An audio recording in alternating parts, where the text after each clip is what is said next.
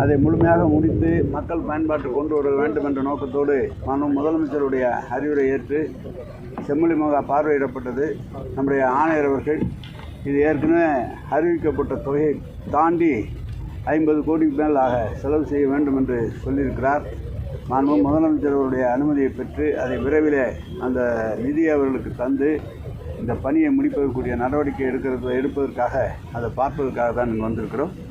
அடுத்தது ஆர்எஸ்புரம் மாதிரி பள்ளியில் 2.92 கோடி மதிப்பீட்டில் புதிதாக கட்டப்பட்ட மாணவர் விடுதி மற்றும் 1.96 கோடி மதிப்பீட்டில் புதிதாக கட்டப்பட்ட வகுப்பறைகள் இரண்டையும் திறந்து வைத்துவிட்டு ஆர்எஸ்புரம் பகுதியில் சர்வதேச தரத்துடன் அமைக்கப்படும் ஹாக்கி மைதானத்தை பார்வையிட்டு அதையும் இந்த பணியும் விரைவிலே முடிப்பதற்குரிய நடவடிக்கை எடுப்பதற்காகவும் கவுண்டம்பாளையம் பகுதியில் புதிதாக கட்டப்பட்டு வரும் கழிவுநீர் சுத்திகரிப்பு நிலையத்தை விரைந்து முடிப்பதற்காக அதை ஆய்வு செய்து விரைந்து முடிக்கவும், அதேபோல் கவுண்டம்பாளையம் பகுதியில் புதிதாக கட்டப்பட்டு வரும் குப்பை மாற்று நிலையத்தினை ஆய்வு மேற்கொள்ளுதல் என்று அந்த பணியையும், உக்கடம் பேருந்து நிலையத்தில் 21.55 கோடி மதிப்பீட்டில் நவீன முறையில் புதுப்பிக்கும் பணி துவக்கப்படவும், பாலக்காட்டு சாலை போத்தனூர் ரயில் நிலையம் அருகில் கோயம்புத்தூர் மாநகராட்சிக்கான குறிச்சி குனியமுத்தூர் குடிநீர் திட்டம் பாதாள சாக்கடை திட்ட பணிகளை ஆய்வு செய்யவும், வெள்ளனூர் உரக்கடங்கு வளாகத்தில் 69.20 கோடி மதிப்பீட்டில் இயற்கை எரிவாயு மையம் பயோகேஸ் பிளான்ட் அமைக்கும் பணி துவக்கி இந்த பணிக்காக இதை கோயம்புத்தூர் வந்திருக்கிறோம்.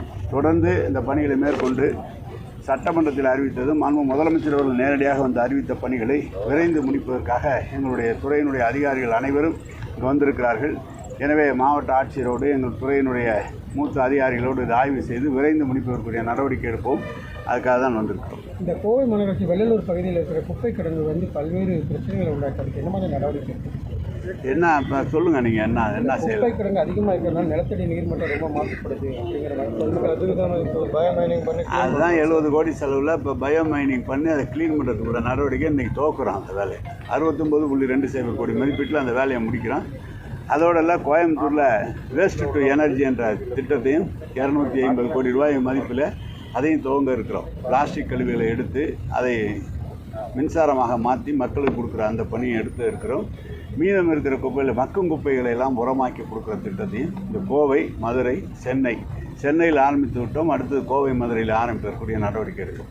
யூஜிடி ப்ரோக்ராம் எப்போ முடியும் சார்? ஆக்சுவலாக யூஜிடி நாங்கள் ஏற்கனவே ஒவ்வொரு இடத்துலையும் ஒவ்வொரு